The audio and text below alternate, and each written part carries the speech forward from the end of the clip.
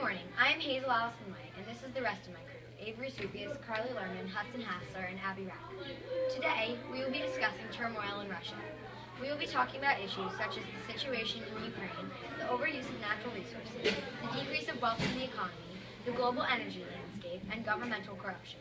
Avery, why don't you start us off with the basics about the way the country is run? Russia is a federal republic with a semi-presidential system. It's also a constitutional republic. According to the reader-supported news, Putin's failure to rebuild Russia's industry and infrastructure, official corruption, and growing despair at the lack of opportunity to get ahead is at the root of the current discontent. Even though the majority of Russian citizens are not interested in democracy, there is still a large concern of the lack of free and fair elections. Carly, what do you have to say about the tension between Russia and Ukraine? Way back, right before World War II, Russia had control over a certain part of Ukraine, Crimea. Then, during World War II, the Nazis took over Crimea and Russia absorbed Ukraine into the Soviet Union. When the Soviet Union fell, they were separated once again. In 2013, problems arose in Ukraine and Russia swooped in and told the rebels of Crimea that they were helping them fight against their government. Really, they were trying to take over Crimea and, by extension, the rest of Ukraine. By looking at all the tension between the two governments, it seems as if a war might be started. Hudson, why don't you discuss the overuse of natural resources in Russia? First of all, I would like to start by saying that Russia ranks 133rd out of 144th in the World Economic Forum's Global Competitiveness Index. This means that though Russia has an abundance of natural resources, they misuse them and don't regulate their consumption very well. Though Russia isn't currently a global threat for overconsumption of natural resources, they could potentially become one if they continue to allow semi-unrestricted use of natural resources such as coal, crude, and petroleum. Abby, why don't you discuss Russia's global landscape with us? Imagine all your money solely relied on the fact that the temperature was exactly 50 degrees. In Russia, they export energy, and that is their way of life. According to Forbes, Russia's economy relies heavily on its energy sector for economic growth, with an extremely tight correlation between oil prices and the country's GDP. The energy sector pretty much runs the whole economy in this rundown society. When the demand for energy goes down, so will the price. And in theory, the Russian economy too. As our world develops more and more, countries like the US are starting to export their natural gas. If you've noticed the drop in gas prices, that's part of the reason. Your lights, cars, appliances, outlets, planes, and technology run Russia's lights, cars, appliances, outlets, planes, and technology. Now, let me turn it over to Avery. Russian citizens have come to terms with the abuse of power in government. According to the New York Times, most Russians have grown so accustomed to a certain lawless way of life that they have come to view corruption as Russia's own special way. However, the Russian government doesn't see a problem. But for them, this corruption is a business as usual. It's greatly unfortunate that people around the world don't have the simplicities of life that other nations can enjoy. It makes you see the world clear. Hazel, what do you have to add? Governmental corruption in Russia is a very significant issue that impacts Russian citizens' everyday lives. Russia is currently ranked 127th out of 144 countries in the amount of government corruption that they have.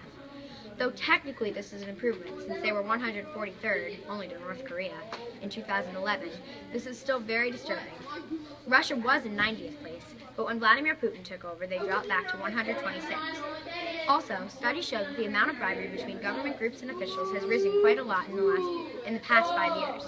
In fact, the average bribe has increased 26% since 2011. Abby, would you like to discuss the methods of solving the corruption problems Russia faces? Though there are few methods that lead to Russia living free of governmental corruption, some of them are restoring competition, significant anti-corruption actions, and bureaucratic improvements. About restoring competition, some liberal members of the opposition believe that in order to effectively fight corruption, competition must be restored in 5 key spheres: the economy, which must be kept independent from the state, the judiciary, the media, the civil society, and the political sphere. Bureaucratic improvements is another method that includes administrative reforms, such as implementing electronic document management systems and using other methods to optimize interaction between bureaucratic and between state and citizens. This might help to eradicate corruption. Lastly, specific anti-corruption actions are being taken into effect. According to the supporters of this approach, some specific anti-corruption measures which other countries have successfully implemented, such as publicly releasing the income and real estate assists of public officials and executives and imposing high fines, might help to combat corruption in Russia. Hudson, would you like to talk about methods to solve the issues regarding the overconsumption of natural resources? Solving the problem of overconsumption of natural resources in Russia is actually fairly simple. Really, the government just needs to more closely monitor the private companies that use the most coal, petroleum, and crude and limit their usage. Carly, why don't you discuss the methods of solving Russia's serious issues with Ukraine?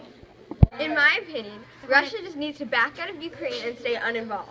Russia has dug a pretty deep hole for themselves there by making enemies of both the Ukrainian government and then the rebels. It would definitely be best for them to stay out of it from now on. It was an unnecessary war for them to be in the first place. And now that they made it worse, Russia is in trouble with the Ukrainian government and to stay away for a long time. Crimea is not Russia's land to take, so they need to stop trying. Hazel, can you tell us how Russia might solve the problem of decrease in wealth of their economy? In order for Russia's economic difficulties to end, they need other countries to require their products, mostly oil, more. Other countries around the world have been relying on Russia much less for oil lately, and it's causing Russia's economy to lose lots of money very quickly. President Putin, however, has tried to keep this matter on the down low, not wanting Russia to seem like a weakling in the European Union. Because of this, other countries are less inclined to provide them with financial aid, and Russia is just falling into deeper trouble. If they're going to escape their financial issues, they need to make stronger international bonds and start providing more popular products and resources. Abby, would you like to present us with a solution for Russia's global energy landscape issues? Well, as I said earlier, Russia relies so heavily on the other nations' need for energy that it's become a problem now that other nations can provide their own energy. Russia needs to find a new way to provide for itself. This report concludes that while there are some positives occurring in the Russian economy, overall it has grown fragile. Russia's weakness is linked to two related dynamics. First, due to its strong reliance on energy exports, Russia is more affected than other countries by fluctuations in the global economy.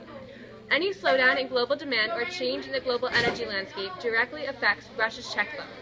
Second, the complex interactions between the inflow of energy revenues, the quality of its domestic institutions, and the dynamics of social cohesion have created barriers in the quest to fully develop the country's physical and human resources.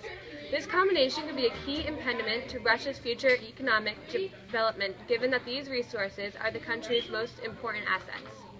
While Russia deals with the disdain from other countries, the situation in Ukraine, and all the governmental corruption, they somewhat maintain the image of a proud nation and they once were. That is surely what we will strive to be again. And Hudson Hassler signing off.